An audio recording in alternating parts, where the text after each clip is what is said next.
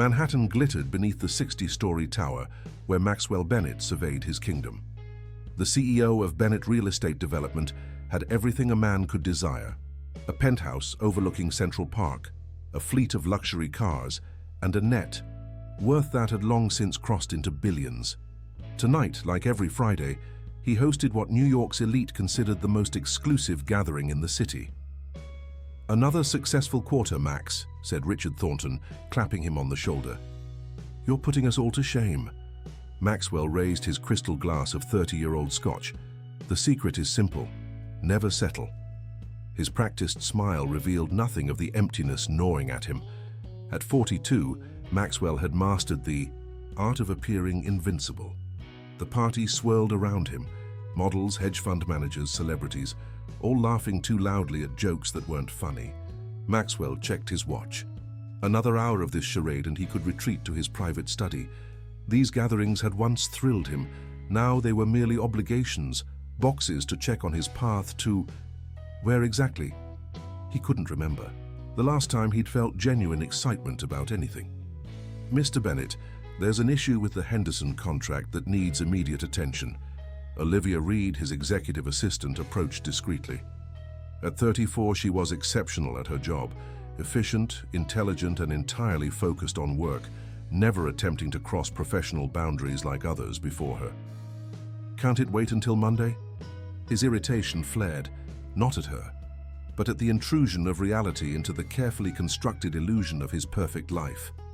"I'm afraid not. The signatures need to be verified tonight, or we risk losing the Staten Island development." Her voice remained steady, never intimidated by his status or occasional sharp tone. Maxwell excused himself, following Olivia to his home office. As she pulled up the documents on his computer, he noticed the dark circles under her eyes. "You look exhausted, Reed. Don't you have a life outside this job?" Something flickered across her face. Annoyance, perhaps. The Henderson contract was complicated. "You need balance, take a vacation." The words sounded hollow even to him. When had he last taken a real vacation? Not the yacht in St. Bart's where he'd spent the entire time on conference calls, but actual time away. "I'll consider it when the Staten Island project is complete." She pointed to the screen. "These need your signature." As Maxwell leaned forward to sign the digital documents, a framed photograph on his desk caught his attention. Himself at 22, standing beside his father at the groundbreaking of their first major development. He barely recognized the young man with genuine hope in his eyes. When had that disappeared? "Will there be anything else, Mr. Bennett?" Olivia asked, already gathering her things. "No. Good work as usual, Reed." She nodded and moved toward the door, then paused. "Mr. Bennett, if I may, the community center in the Staten Island plans, the one you removed from the final design, it would have made a significant difference to that neighborhood." Maxwell stiffened. The numbers didn't justify it. Some things can't be measured in profit margins. With that, she left, leaving Maxwell momentarily speechless. No one spoke to him that way anymore. Not his board, not his friends, not even his family. Later that night, Maxwell stood on his penthouse balcony, the sounds of the city a distant hum below. He'd built an empire that would outlast him, yet felt no connection to it. His phone buzzed, another message from his latest disappointed date, someone whose name he could barely remember. He silenced it without reading. Sleep eluded him that night. He dreamed of endless corridors of identical luxury apartments, searching for something he couldn't name, waking with his heart pounding and sheets damp with sweat. The next morning, Maxwell's driver called in sick. Irritated by the disruption to his routine, he decided to drive himself to an important meeting in Brooklyn. His custom Bentley purred through the streets of Manhattan, a physical manifestation of his success. Traffic snarled near the Brooklyn Bridge. Maxwell drummed his fingers impatiently. Glancing at his watch, he despised tardiness. A movement caught his eye as someone darted between stopped cars. A young woman in worn clothes, carrying a stack of what appeared to be hand-drawn flyers, was placing them under windshield wipers. "Unbelievable," Maxwell muttered as she approached his car. He rolled down his window. "Don't even think about touching my car. The woman stopped, surprised. She couldn't have been older than 30, with dark hair pulled back in a practical ponytail and eyes that held both weariness and defiance. "Sorry, just trying to save our neighborhood community center. They're demolishing it for luxury condos." She gestured to the flyer. "Some developer from Manhattan." Maxwell felt an uncomfortable tightness in his chest. "Bennett Development?" Her eyes widened slightly. "Yes, actually, Bennett." She studied his face more carefully. "Wait, are you—" "I'm running late," Maxwell said abruptly, rolling up his window as the traffic began moving again. In his rearview mirror, he could see her standing in the middle of the road, still watching his car. The meeting was tedious. Proposals for the Brooklyn waterfront property his company had recently acquired. The neighborhood was transitioning, as his team euphemistically put it, meaning working-class families were being pushed out by rising rents. "The community is organizing against us," his project manager explained. "They've got some woman leading the charge, a former social worker named Sarah Nichols who runs that community center we're planning to demolish. She's surprisingly effective." Maxwell found himself thinking of the woman from the traffic jam. What does she look like? Dark hair, probably early 30s, stubborn as hell from what I hear. Maxwell felt a strange sense of déjà vu, as if puzzle pieces were shifting in his mind, trying to form a picture he couldn't quite make out. "Send me everything we have on this community center and this Sarah Nichols." That night, reviewing the files, Maxwell discovered something odd. The community center occupied land that had once belonged to his grandfather, sold decades ago during a financial downturn. The photograph showed a modest building with a hand-painted sign, Nichols Bennett, Community Center. His phone rang. Olivia Reed calling at nearly midnight, unprecedented in their 5 years working together. "Mr. Bennett, I apologize for the late hour, but there's something about the Brooklyn property you need to see immediately." Maxwell stared at the old photograph, tracing the hyphenated name with his finger. "I think I'm already seeing it, Reed." For the first time in years, he felt something pierce through his protective shell of indifference, curiosity. Who was Sarah Nichols, and why did her family name appear alongside his own on a building he was about to demolish? Maxwell barely slept. The name on that old sign, Nichols Bennett, played on repeat in his mind. By dawn, he'd made a decision that surprised even himself. He would visit the community center personally. No entourage, no advance team to prepare the way. He wanted to see it with his own eyes before it was demolished. He dressed down in jeans and a simple button-down shirt, still designer, but far from his usual tailored armor. His reflection in the mirror looked strangely vulnerable. When was the last time he'd gone anywhere without the protective shield of his status? Brooklyn felt like a foreign country. Maxwell parked his Bentley several blocks away and walked, passing coffee shops where young artists mingled with long-time residents. The neighborhood pulsed with a life his sterile penthouse lacked.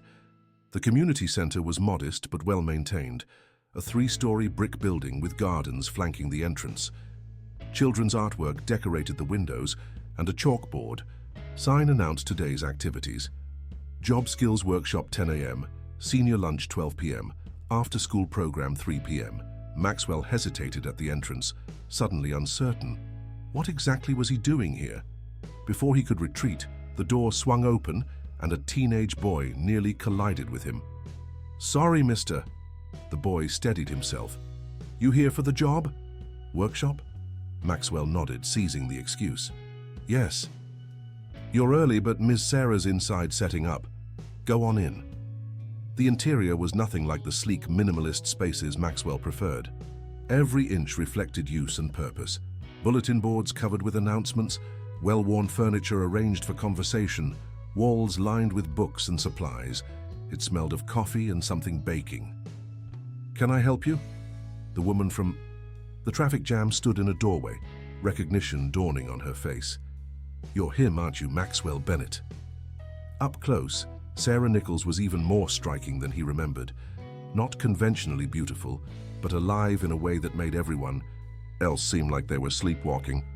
Her dark eyes held his, unflinching. "I saw the sign," Maxwell said, finding himself strangely off balance. Nichols Bennett. I wanted to know about the connection. Sarah crossed her arms. So now you're interested? After your company has spent months trying to force us out? I didn't know about the name until yesterday. Well, now you do. She gestured around them.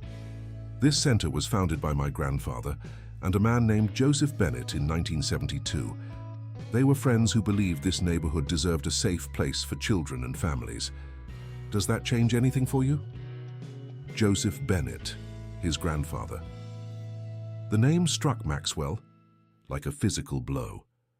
The grandfather he barely remembered, who had died when Maxwell was 6, leaving his father to build the company into what it was today. I'd like to understand more, Maxwell said quietly. Something in his tone must have conveyed sincerity because Sarah's stance softened slightly. I have a job workshop to run. If you want to talk, you can wait or come back at 1. I'll wait. Maxwell spent the morning observing Sarah in her element. She worked with a group of adults of various ages, all seeking employment. Her approach was direct but compassionate, offering practical advice without condescension.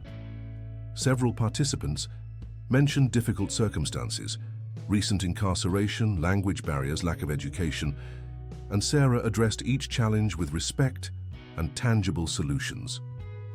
The world has already told them they're not valuable, she explained to Maxwell during a break. I don't need to repeat that message. As participants drifted away, some with job interviews scheduled, Sarah led Maxwell to a small office cluttered with files and photographs. She pulled a dusty album from a shelf. Here, she said, opening to a faded photograph of 2 young men standing in front of the building. Thomas Nichols and Joseph Bennett on opening day. Maxwell stared at his grandfather's face, the same strong jaw and tall build that Maxwell had inherited, but with a warmth in his eyes that Maxwell's own stern father had never possessed. Joseph had his arm around Thomas Nichols' shoulders, both men beaming with pride. They grew up here together, Sarah explained, her voice softening. Your grandfather was from a wealthy family but spent every summer here with relatives. My grandfather lived next door. They were inseparable as boys. Maxwell turned the page to find more photos. The 2 men coaching a basketball team at community cookouts, building what appeared to be the center's garden. What happened? Maxwell asked. When did my family lose connection to this place? Sarah's expression darkened. After your grandfather died, your father showed up with lawyers. He said the partnership was dissolved and tried to sell the building. My grandfather fought to keep it, and eventually your father agreed to sell him the land at market value, which nearly bankrupted my family, but we managed. The center has operated independently ever since. The story didn't match anything Maxwell knew about his family history. His father had always described Joseph Bennett as a shrewd businessman who laid the foundation for their real estate empire, not as someone who would invest in a community center in Brooklyn. And now you're here to finish what your father started, Sarah added, closing the album. Full circle, I suppose. I didn't know, Maxwell said, the words inadequate even to his own ears. Would it have mattered? The question hung between them, uncomfortable in its accuracy. Would he have cared about this history a week ago? Probably not. Property was property, and sentiment had no place in business decisions. I don't know, he admitted, surprising himself with the honesty. Sarah studied him, then reached into her desk and pulled out a small wooden box. Your grandfather left. This for your father, but he refused to take it. Maybe you should have it. The box contained a key and a handwritten letter, yellowed with age. Maxwell unfolded it carefully. Dear William, it began, addressed to Maxwell's father. When you read this, I will be gone. My share of the community center is my true legacy, worth far more than any building we've sold for profit. I hope someday you'll understand that what we build for others lasts longer than what we build for ourselves. The key enclosed opens a safe deposit box at First National with documents I'd like you to see. With love, your father. Maxwell's hands trembled slightly. Did my father ever see this? Yes, Sarah said quietly. He read it, handed it back to my grandfather, and said he had a company to run. He never came back, and none of us ever tried to contact your family again. Maxwell stared at the key, feeling the weight of decisions made long before he was born. The safe deposit box. Did anyone ever open it? Not that I know of. First National became Continental Trust about 20 years ago. Whether they still... I have the box, I couldn't tell you. A knock at the door interrupted them. An elderly man with kind eyes poked his head in. Sarah, the lunch program is short a volunteer today. I'll be right there, Uncle Ray. She turned back to Maxwell. That's my great-uncle Raymond. He and your grandfather were friends too. As Sarah rose to leave, Maxwell suddenly didn't want their conversation to end. What if I volunteer today for the lunch program? Sarah's expression was skeptical. You want to serve lunch to senior citizens? Yes. The answer surprised Maxwell as much as it did her. Fine, but no promises about our building, Mr. Bennett. One volunteer shift doesn't change anything. As Maxwell followed her out, he slipped the key and letter into his pocket, something his grandfather had wanted his father to. See, something important enough to preserve in a safe deposit box waited to be discovered. And for the first time in years, Maxwell felt the stirring of something that felt dangerously like hope. Serving lunch to elderly Brooklyn residents was nothing like negotiating multi-million-dollar deals, yet Maxwell found himself more engaged than he'd been in months. Under Sarah's watchful eye, he ladled soup, distributed bread rolls, and listened to stories from people who had lived in the neighborhood for decades. "You're new," observed an elderly woman named Doris, peering at him over cat-eye glasses. "You remind me of someone, though." "I'm just helping out today," Maxwell replied, uncomfortable with the scrutiny. She studied him more intensely. "You're Joseph's grandson, aren't you? You have his eyes." Maxwell nearly dropped the soup ladle. "You knew my grandfather?" Everyone knew Joseph. He was a good man, understood that wealth meant responsibility, not just privilege. Doris patted his hand with her gnarled one. "Your father, though, different story entirely." Throughout the afternoon, others approached with similar recognitions, sharing stories about his grandfather that painted a picture of a man Maxwell had never known. Joseph Bennett had tutored children in mathematics, organized fundraisers for families facing medical crises, and once prevented a predatory developer, not unlike Bennett Development, from displacing dozens of families. The irony wasn't lost on Maxwell. The legacy his father had taught him to uphold wasn't about community at all. It was about acquisition and profit. Yet here was evidence of an entirely different Bennett tradition. As the lunch program ended, Maxwell helped with cleanup, his hands unused to manual labor, but finding a strange satisfaction in the simple tasks. Sarah worked alongside him, their silence no longer hostile but thoughtful. "They remember him well," Maxwell finally said. "My grandfather." This community doesn't forget its champions. Sarah stacked chairs with practiced efficiency. "Or those who harm it." The statement hung between them, a reminder of Maxwell's current position as the latter. "I need to find that safe deposit box," he said. Sarah wiped her hands on a dish towel. "What will you do if you find it? Will it actually change anything? About your plans?" "I don't know," he admitted, "but I need to see what he wanted my father to find." To his surprise, Sarah nodded. "I'll go with you. Continental Trust is just a few blocks from here." The bank manager was skeptical when Maxwell presented the decades-old key, but his name and identification eventually overcame bureaucratic hesitation. They were led to a private room where the ancient safe deposit box was placed before them. "Family heirlooms?" the manager asked politely. "Something like that," Maxwell murmured, waiting until they were alone before inserting the key. The box contained several folders of documents, a small leather journal, and a sealed envelope addressed to "my son." Maxwell opened the envelope first, hands uncharacteristically unsteady. "Read it aloud," Sarah said softly, her own curiosity evident. Maxwell cleared his throat. "Dear William, if you're reading this, you finally take an interest in the part of our family legacy that truly matters. The community center represents everything I believe in, that wealth brings obligation, that success is measured by lives improved, not dollars accumulated. I've enclosed the original partnership agreement between Thomas Nichols and myself. establishing that the center would always remain intact, serving the neighborhood's needs regardless of changes in ownership of surrounding properties. Maxwell paused, a cold realization washing over him. If this agreement was legally binding, then your father's attempt to dissolve it was invalid, Sarah finished, reaching for the folder Maxwell had set aside. She flipped through the aged legal documents with growing amazement. This clearly states that any Bennett development in the surrounding 10-block radius must preserve the center and contribute annually to its operation. Maxwell continued reading the letter. I fear you've embraced only the part of our business that builds wealth, not the part that builds community. Perhaps someday you'll understand that the latter gives meaning to the former.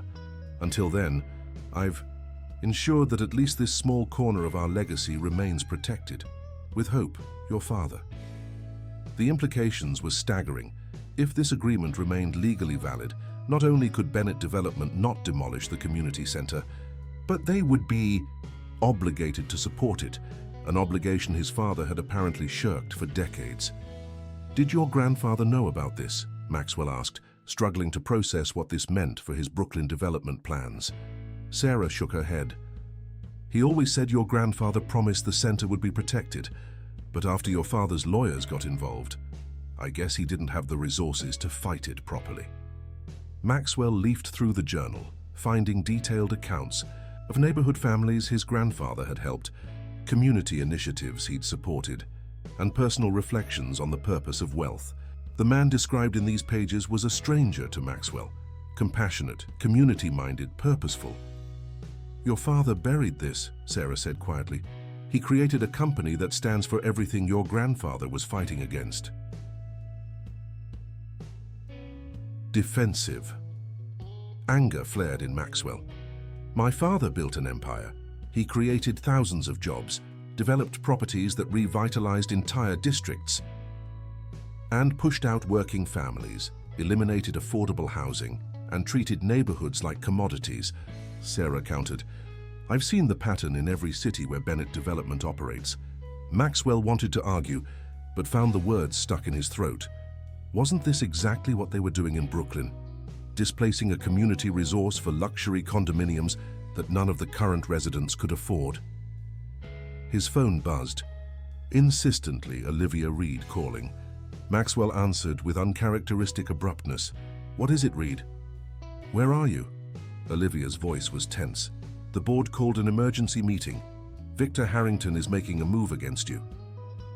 Victor, his father's oldest friend and business partner, who had always treated Maxwell with a mixture of condescension and wariness. What kind of move? He's claiming you're endangering the Brooklyn development by engaging with community opposition. Someone saw you at the community center this morning and reported back. He's using it as evidence you're unfit to lead the company. That's ridiculous. Yet even as Maxwell said it, he realized how his actions might appear to the board, the ruthless CEO suddenly fraternizing with the very people opposing their development. The meeting starts in 30 minutes, Olivia continued. I've been trying to reach you for hours. Maxwell glanced at Sarah, who was still examining the documents with intense concentration. I'll be there. And Reed. Bring the company lawyers. We need to verify a historical agreement about that property. He hung up and began gathering the documents. I have to go. Sarah looked up, her expression guarded. Taking the evidence? I'm going to find out if this agreement is still binding. Maxwell hesitated, then added, if it is, Bennett Development will honor it. And if it isn't? The question hung between them, a test of character Maxwell wasn't sure he could pass.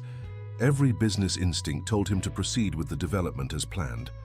The center was one small building standing in the way of a project worth millions, yet the weight of his grandfather's words, the stories he'd heard today, and something in Sarah's unwavering gaze made the calculation less clear-cut than it would have been yesterday. I don't know, he admitted, but I'm going to find out the truth first. Sarah's expression softened slightly. That's a start, I suppose. As they left the bank, the late afternoon sun cast long shadows across Brooklyn's streets. Maxwell felt disoriented, as if he'd stepped into someone else's life. The safe, predictable world of profit margins and corporate strategy had been disrupted by something messier and more complicated: human connection, family legacy, moral obligation. "How will I reach you?" he asked, pausing beside his car. "You have my number in your company's files, I'm sure." Sarah's tone was dry. "After all, you've been trying to contact me about selling for months." Maxwell nodded, suddenly reluctant to leave this neighborhood and return to his Manhattan reality. "Sarah, thank you for showing me the center, for coming with me today." "I didn't do it for you," she replied, but there was less hostility in her voice than before. "I did it for this community, and maybe a little bit for your grandfather's memory." As Maxwell drove toward Manhattan, the documents on the passenger seat seemed to weigh as heavily as the decisions awaiting him. The boardroom would demand one answer. His newly awakened conscience suggested another. For the first time in his career, Maxwell Bennett wasn't certain which path he would choose. The Bennett Development boardroom felt different to Maxwell as he strode in 15 minutes late. The familiar faces around the mahogany table, men and women he'd worked alongside for years, seemed suddenly like strangers. Their tailored suits and carefully neutral expressions represented a world he'd inhabited comfortably until yesterday. "Maxwell, so good of you to join us." Victor Harrington's voice dripped with condescension. At 67, he still commanded attention, silver hair perfectly coiffed, her Italian suit impeccable. "We were beginning to worry." "Traffic," Maxwell replied curtly, taking his seat at the head of the table. He nodded at Olivia, who stood against the wall with a legal team looking tense and confused by his request. "We understand you've been fraternizing with the opposition in Brooklyn," Victor continued without preamble. "Care to explain why our CEO is undermining our most promising development this quarter?" All eyes turned to Maxwell. A day ago, he would have denied it or crafted a strategic explanation. Today, the pretense felt exhausting. "I discovered something about that property's history," Maxwell said, gesturing to Olivia. She stepped forward, distributing copies of the documents he'd found. "My grandfather established a binding legal agreement regarding the community center on that site. Our legal team needs to verify if it's still valid." Murmurs rippled through the room as board members flipped through the pages. "This is absurd," Victor scoffed. "Some ancient handshake agreement? We have approved permits, Maxwell. We've invested millions in preliminary work." "It's more than a handshake," Maxwell replied. "It's a legally registered covenant on the property. If valid, it means we can't demolish the center. In fact, we'd be obligated to support it." Victor's face flushed with anger. "Your grandfather was a sentimental old fool who nearly bankrupted the company with his charitable impulses. Your father understood what was necessary to build this empire, and so did you, until today, apparently. What's happened to you, Maxwell?" The question hung in the air. What had happened to him? 24 hours ago, Maxwell would have bulldozed that center without a second thought. Now he couldn't shake the images: elderly residents sharing stories of his grandfather, children's artwork on the windows, Sarah's unwavering belief in something beyond profit. "I'm exploring our options," Maxwell said carefully. "If this agreement is binding, proceeding could expose us to significant legal liability." Olivia cleared her throat. "The legal team will need time to properly evaluate these documents." "Time we don't have," snapped Victor. "Our investors expect breaking ground next month. Delays will cost millions." "Then we'll compensate for delays elsewhere," Maxwell replied. "The Staten Island development can be accelerated." The meeting deteriorated from there, with Victor rallying several board members to his position, while others remained cautiously aligned with Maxwell. By the end, it was clear a line had been drawn. Victor, his father's oldest ally, had essentially declared war. "This meeting is adjourned," Maxwell announced after 2 tense hours. "The legal team will report their findings on Monday, and we'll proceed accordingly." As the board members filed out, Victor lingered. "Your father would be deeply disappointed, Maxwell. He built this company on decisive action, not sentimental nostalgia." "My father isn't here," Maxwell held the older man's gaze, "and I'm beginning to wonder if he made the right choices." Victor's expression hardened. Be careful, boy. You may be CEO, but this board can replace you if necessary. After Victor left, only Olivia remained, watching Maxwell with an unreadable expression. You knew, didn't you? Maxwell asked. About my grandfather and the community center. Olivia approached the table, rearranging scattered documents into a neat stack. I did some research when the Brooklyn acquisition was first proposed. There were irregularities in the property history, nothing that would necessarily stop development, but enough to raise questions. Why didn't you tell me? Maxwell demanded. Would you have listened? Her question wasn't accusatory, just matter of fact. You've never been interested in the human aspects of development before, only numbers, timelines, profits. The truth of her assessment stung. And what changed your mind about me today? Why? Help me now. Olivia paused. I grew up in a neighborhood not unlike that one in Brooklyn. My mother worked 2 jobs, and I spent my afternoons at a community center much like the one you're planning to demolish. Without it, she shrugged. I wouldn't be here now. Maxwell studied his assistant with new eyes. 5 years working together, and he'd never bothered to learn this fundamental aspect of her life. What happens if the legal team determines the agreement isn't enforceable? She asked. I don't know, Maxwell admitted. What would you do? It's not my company, but if it were. Olivia considered the question.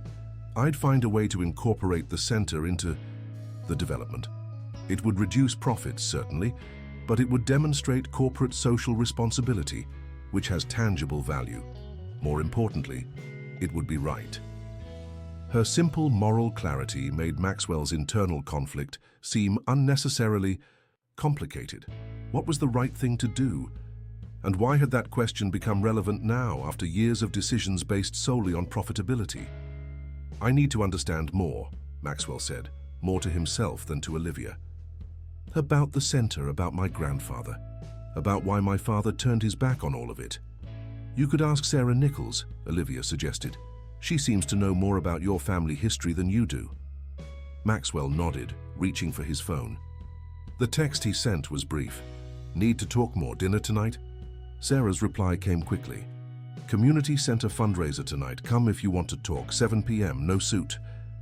The fundraiser was nothing like the polished charity galas Maxwell typically attended. Held in the community center's multi-purpose room, it featured potluck dishes, handmade decorations, and a small local band playing jazz standards. Residents of all ages mingled, from elderly couples who had lived in the neighborhood for decades to young families with children running between tables. Maxwell, dressed in the most casual clothes he owned, still designer but without a tie, felt conspicuously out of place. Several people recognized him, some with open hostility, others with cautious curiosity. He spotted Sarah across the room, deep in conversation with Raymond, her great-uncle. You came. Sarah approached, looking different in a simple blue dress, her dark hair loose around her shoulders. I honestly didn't expect you to. I have questions, Maxwell said, about my grandfather, about this place, about why it matters so much. Sarah nodded. Let me show you something. She led him through the crowd to a wall covered with photographs. Decades of community center history captured in fading color and black and white images. In many of the oldest photos, Joseph Bennett appeared alongside Thomas Nichols, the 2 men central to countless community gatherings.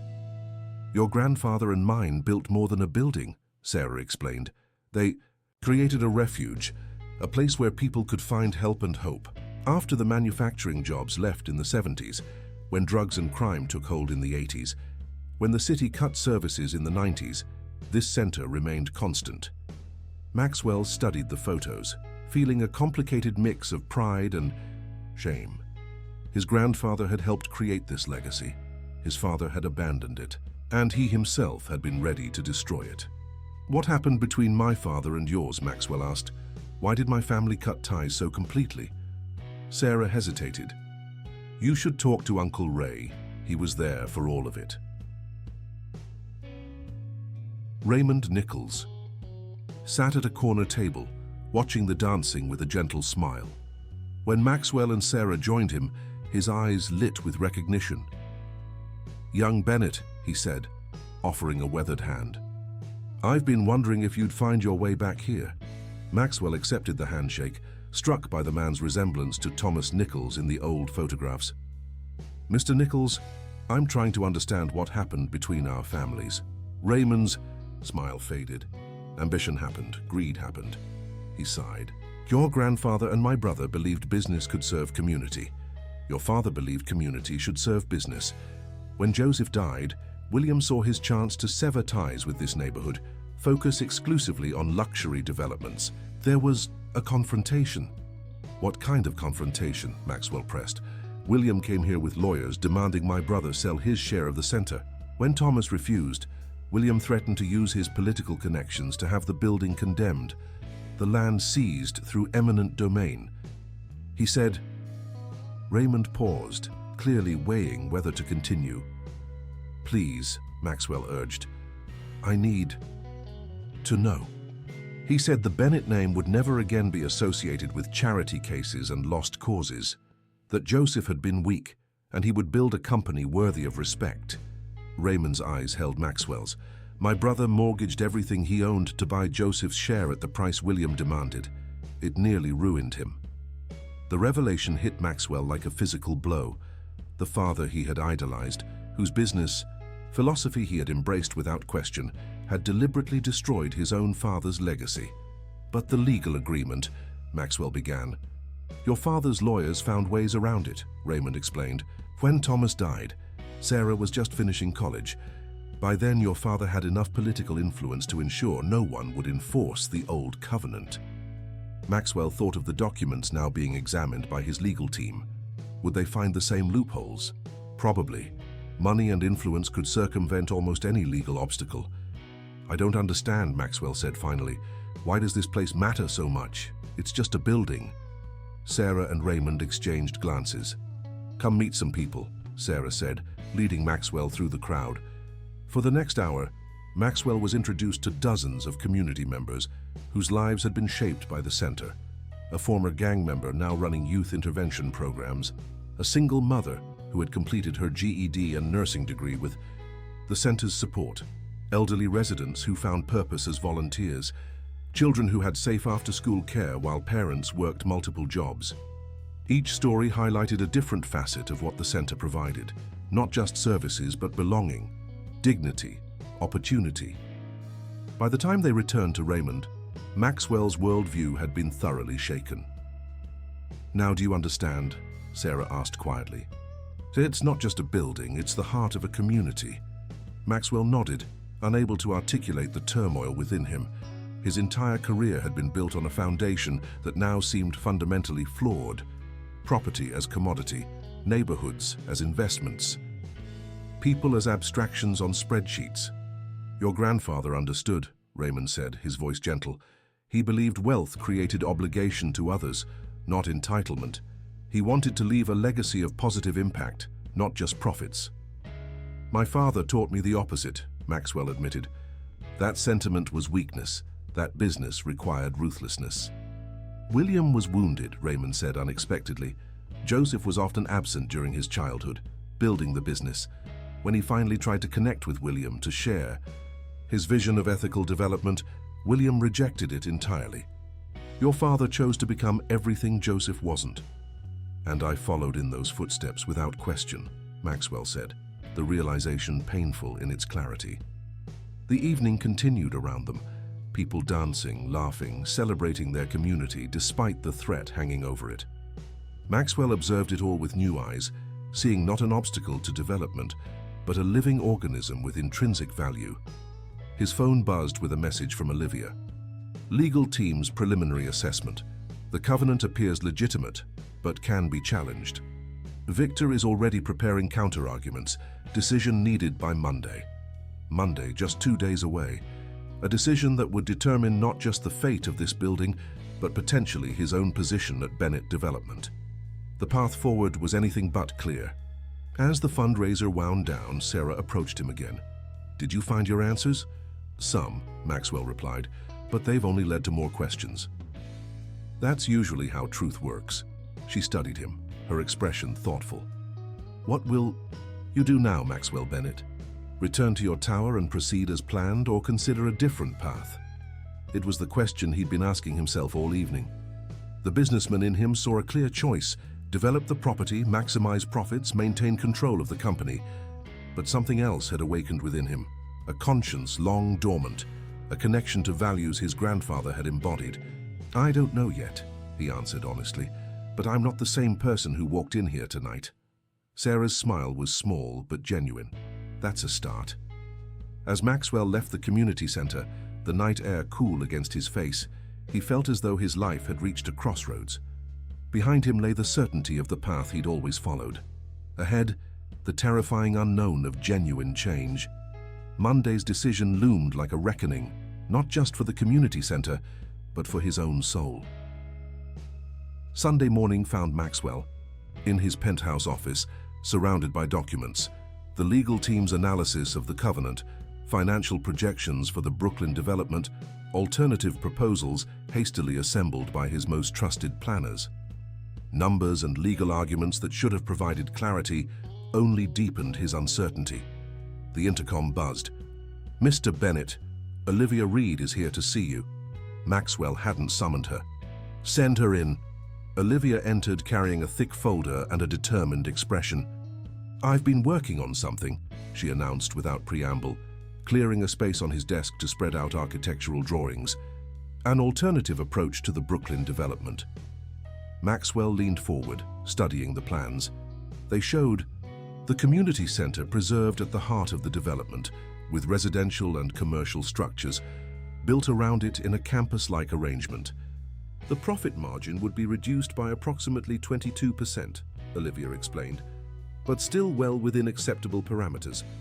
More importantly, it would transform a potential PR disaster into a compelling narrative about corporate responsibility and community partnership. Victor and the board would never accept this, Maxwell said, though he was impressed by the concept. Some wouldn't, she agreed, but not all board members share Victor's singular focus on maximum short-term profit. This approach could attract a different class of investor, those interested in sustainable development with positive social impact. Maxwell examined the financial projections attached to the plans.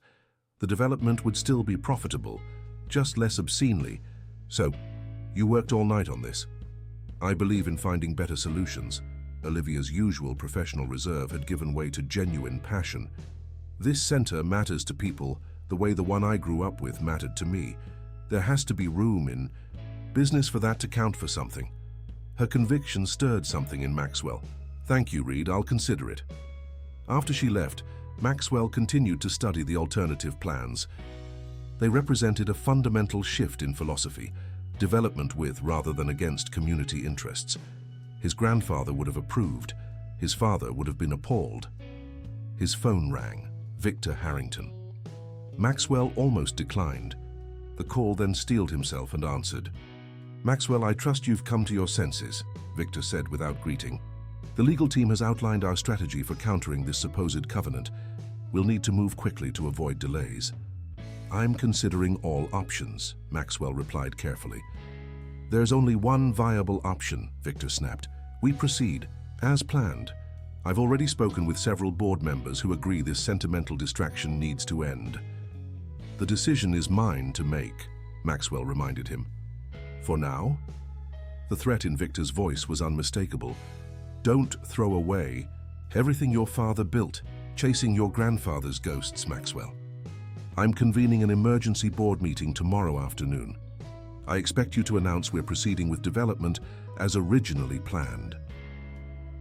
After hanging up, Maxwell felt a cold certainty settle over him. Victor would never accept compromise.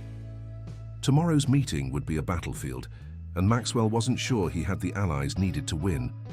His phone buzzed with an unexpected message from Sarah. "Community Center open house today. Come see what you'd be preserving or destroying. Your choice." The challenge in her words was clear. Maxwell had spent Saturday reviewing documents and numbers. Perhaps today he needed to see faces and lives instead. The center hummed with Sunday activity when Maxwell arrived. A children's art class in one room, adult literacy tutoring in another, seniors playing chess in the small library. Sarah found him observing a coding workshop for teenagers. "Learning to see us as people yet?" she asked, her tone softer than her words suggested. "I'm trying," Maxwell admitted. "It's more complicated than I expected." "Actually, it's simple," Sarah countered. "What's complicated is justifying why profit should matter more than people." Maxwell couldn't argue with her logic. "Victor Harrington, my father's oldest ally on the board, is mobilizing against me. There's a meeting tomorrow that could determine my future with the company." "So you're here gathering ammunition?" Sarah's disappointment was evident. "No," Maxwell said, surprising himself with his honesty.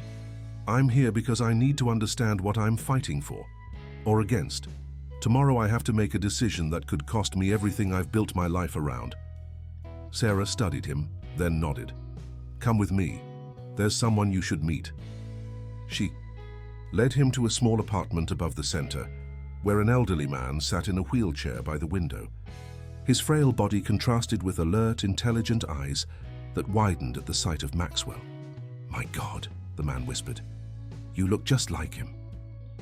"Maxwell, this is Edward Collins," Sarah explained. "He was your grandfather's lawyer and friend. He drafted the covenant we've been discussing." Maxwell approached, hand extended. "Mr. Collins, I didn't know you were still alive." "Barely," Edward chuckled, "but I've held on, waiting to see how this all played out." He gestured to a chair. "Sit, young man. You have your grandfather's eyes, but I see William in the set of your jaw." For the next hour, Maxwell listened as Edward shared memories of Joseph Bennett, his vision for ethical development, his belief that business could serve community needs while remaining profitable, his disappointment in William's rejection of these principles. "Your father wasn't always hard," Edward explained. "As a boy, he wanted nothing more than Joseph's approval. But Joseph was busy building his company, often absent. By the time he tried to connect with William, to pass on his values, the damage was done." William saw Joseph's community focus as a rebuke of his own worth, evidence that strangers mattered more to his father than he did. "So he dismantled everything my grandfather built," Maxwell said, the pattern painfully familiar. Hadn't he spent his own career seeking his father's posthumous approval, embracing William's ruthless approach to business? "Not everything," Edward corrected. "Bennett Development survived because it was built on solid principles. Joseph believed in quality construction, fair prices, and development that served community needs. William kept the quality but abandoned the purpose." "And the covenant?" Maxwell asked. "Is it legally binding?" Edward's smile was knowing. "The letter of it can be challenged, certainly. Your father found ways around it, but the spirit of it—" He leaned forward, suddenly intense. "What do you want your legacy to be, Maxwell Bennett? Another glass tower with your name on it? Or something that actually improves lives?" The question cut to the heart of Maxwell's dilemma. His father's vision had brought wealth and status, but left him emotionally bankrupt. His grandfather's path offered purpose, but would require sacrificing the certainty of his current life. As they prepared to leave, Edward handed Maxwell a small box. "Joseph left this for his grandson. William refused it, but perhaps you're ready." Inside was a simple silver pocket watch, inscribed with words that blurred as Maxwell read them. "Time spent serving others is never wasted." "He would have liked you," Edward said quietly, "despite everything." Back downstairs, Sarah showed Maxwell one final aspect of the center, a wall where community members had written messages about what the place meant to them. Hundreds of notes, from children's scrawls to elegant script, testified to lives changed, hope restored, community preserved. "This is what's at stake," Sarah said simply. As evening fell, they walked together through the neighborhood. Brooklyn felt different now. Not a development opportunity, but a living community with history and character. They stopped at a small park where children played basketball despite the fading light. "I built my career following my father's blueprint," Maxwell said finally. "Maximizing profit, minimizing attachment, seeing people as figures on a balance sheet. It made me wealthy, but..." He hesitated, the admission difficult. I can't remember the last time I felt genuinely fulfilled by anything. And now? Sarah asked. Now I don't know who I am anymore, he confessed. If I preserve this center, I risk everything I've built. If I destroy it, I risk something worse, becoming exactly what my father wanted me to be. Sounds like you have your answer, Sarah observed, even if you don't want to face it yet. Maxwell fingered the pocket watch in his pocket. My legal team believes the covenant can be challenged successfully. We could proceed with the original development plan. You could, Sarah agreed. But would you be able to live with yourself? Afterward, they had reached the community center again, its windows glowing warmly in the gathering darkness. Tomorrow's board meeting loomed before Maxwell like a reckoning. Victor would come armed with legal arguments and financial projections supporting the original development plan. Maxwell would have... what? Alternative designs that reduced profit margins? A newfound conviction that his entire business philosophy needed re-evaluation? Whatever you decide, Sarah said as they parted, make it a choice you can stand behind. Not what your father would want, not what your grandfather would want, what you want your legacy to be. As Maxwell drove back to Manhattan, the gleaming towers of his world rising before him, he felt a clarity beginning to emerge from the chaos of the weekend's revelations. By the time he reached his penthouse, he knew what he had to do, not just about the Brooklyn development, but about Bennett development itself. The decision would cost him, possibly everything. But for the first time in years, Maxwell Bennett was certain he was choosing a path he wouldn't regret. The Bennett Development boardroom fell silent as Maxwell concluded his presentation. For the past hour, he had outlined a fundamental restructuring of the company's approach to urban development, beginning with a complete redesign of the Brooklyn project that preserved and expanded the community center at its heart. This is corporate suicide, Victor finally said, his voice cold with fury. You're proposing to slash profit margins across all future projects for, what? A feel-good story about corporate responsibility? I'm proposing to build developments that enhance communities rather than destroying them, Maxwell replied evenly. My grandfather understood that sustainable business requires social value, not just financial returns. We've lost sight of that balance. Several board members exchanged uncomfortable glances. Maxwell had anticipated their objections and addressed each methodically, financial projections showing long-term profitability of the new approach. Market research indicating growing investor interest in socially responsible development, case studies of companies that had successfully pivoted to similar models. I've heard enough, Victor announced, rising from his seat. As the second-largest shareholder in Bennett Development and a founding board member, I move to remove Maxwell Bennett as CEO, effective immediately, on the grounds that his proposed strategy threatens the company's financial interests. The challenge, though expected, still stung. Maxwell had prepared for this moment all night, knowing what was at stake. Before you vote, he said calmly, you should know that I've secured funding to buy out any shareholders who disagree with this new direction. He nodded to Olivia, who distributed documents to each board member. The Bennett Foundation, a new entity I've established, is prepared to purchase shares at 15% above current market value. Murmurs of surprise rippled through the room. Victor stared at the offer in disbelief. Where did you secure this funding? No bank would back such a risky restructuring. I've liquidated my personal holdings, Maxwell explained, and I've secured additional investment from partners who believe in ethical urban development. What he didn't mention was the sleepless nights spent transferring assets, calling in favors, and leveraging his own considerable fortune. By morning, he had assembled enough capital to present this offer, though it had left him personally exposed in ways that would have terrified him a week ago. This is madness, Victor sputtered. You're throwing away your inheritance for a slum in Brooklyn. No, Maxwell corrected him. I'm reclaiming my grandfather's legacy and building something with meaning. He surveyed the room. Each of you has a choice to make today. You can continue with Bennett Development under this new vision, or you can accept a generous buyout. Either way, the company will be transformed. The board meeting extended for hours as questions were raised, concerns addressed, and calculations made. In the end, 3 members, including Victor, opted to sell their shares. The remaining 5 cautiously endorsed Maxwell's new vision, intrigued by the potential of pioneering a more balanced approach to urban development. When the meeting finally concluded, Maxwell felt drained but curiously lightened. He had risked everything: his position, his fortune, his identity as his father's son, yet felt more certain of his path than ever before. Olivia approached as the boardroom emptied. "Congratulations, Mr. Bennett. Or should I say, condolences, on becoming significantly less wealthy." Maxwell laughed, a genuine sound that surprised them both. "Worth every penny, Reed, but we have work to do. The Brooklyn project needs complete redesign, and we'll need to establish clear principles for all future developments." "Already in progress," she assured him.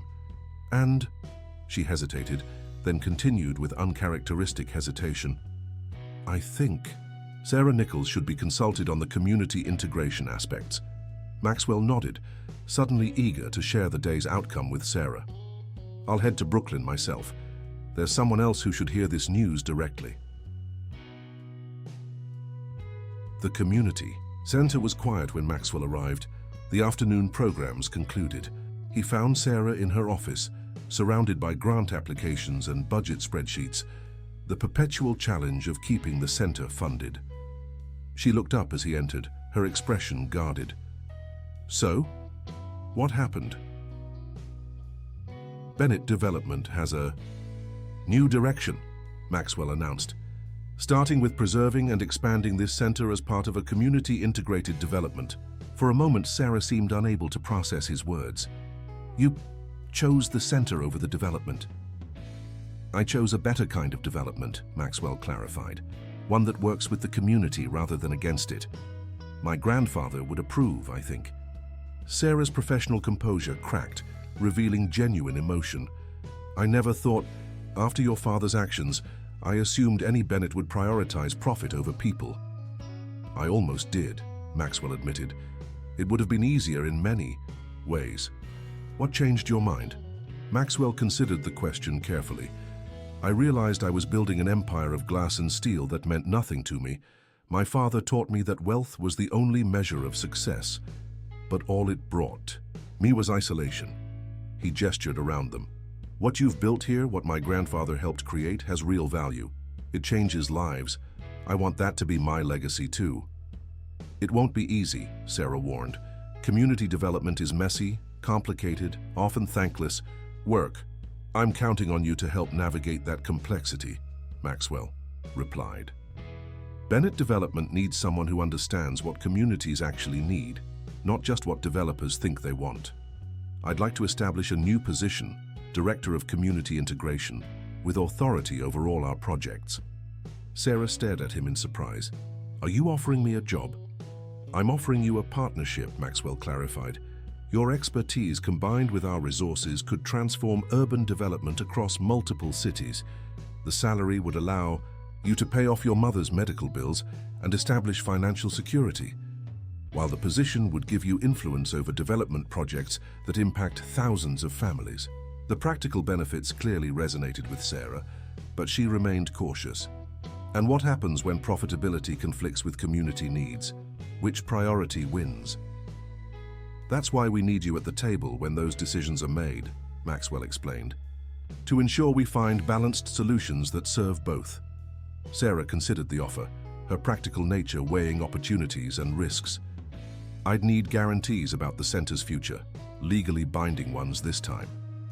"Already done," Maxwell assured her. "The covenant has been reinforced and expanded. This center will remain community property in perpetuity, with dedicated funding from all surrounding Bennett developments." Before Sarah could respond, Raymond appeared in the doorway, his expression curious. "Everything all right, Sarah?" His eyes narrowed at Maxwell. "What's he doing here?"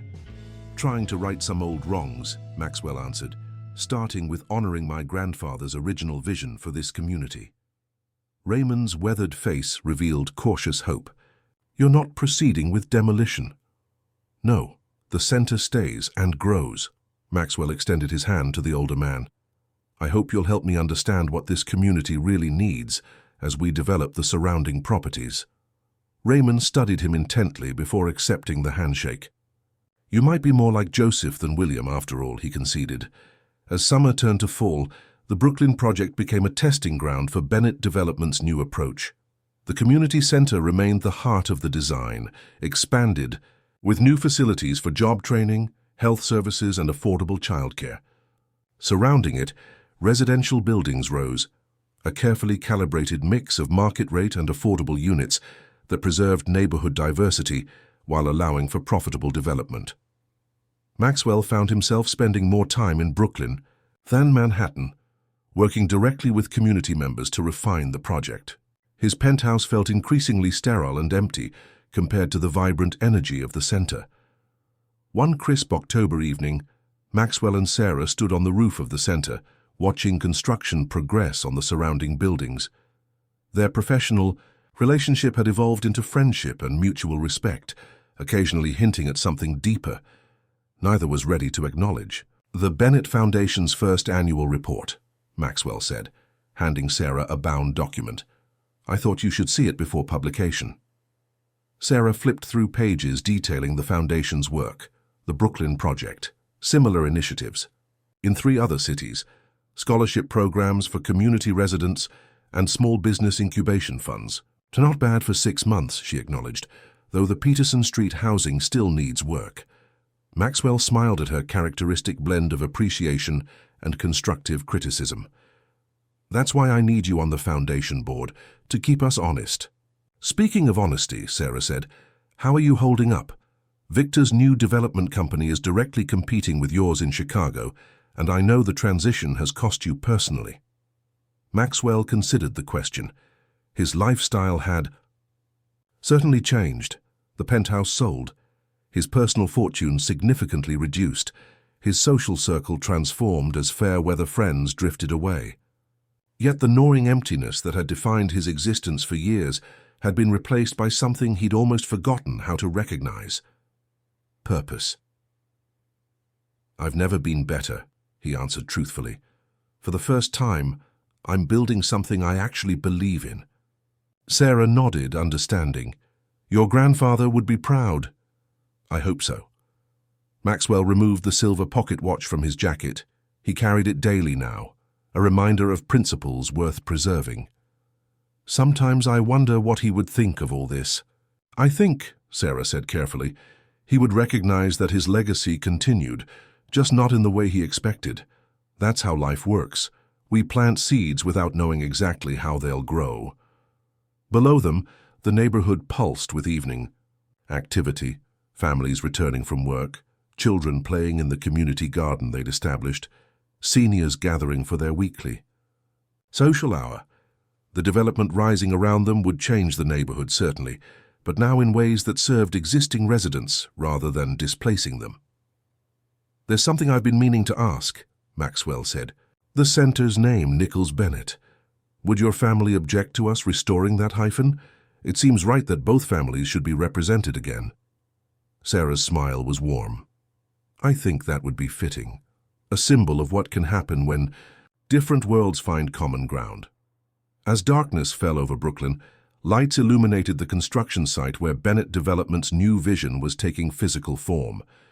The project would serve as a model for others across the country, proof that profit and social good could coexist, that development could strengthen rather than destroy communities. Maxwell Bennett, once defined solely by wealth and status, had discovered something his grandfather had known all along, that a life of meaning required more than accumulation. It required connection, purpose, and the courage to stand for principles even when they came at personal cost. The watch in his hand ticked steadily, measuring moments that now held substance. Time spent serving others is never wasted. As Maxwell closed his hand around this inheritance, the true one more valuable than any financial legacy, he finally understood what it meant to be his grandfather's grandson. Sarah touched his arm, drawing him back to the present. "Ready to head down? The Youth Council is presenting their design ideas for the new recreation space." Maxwell nodded, pocketing the watch. The past had given him direction, but the future, with its messy, complicated, deeply rewarding work of building community, awaited. And for the first time in his adult life, Maxwell Bennett was eager to embrace it, not as the son his father had shaped him to be, but as the man he had chosen to become.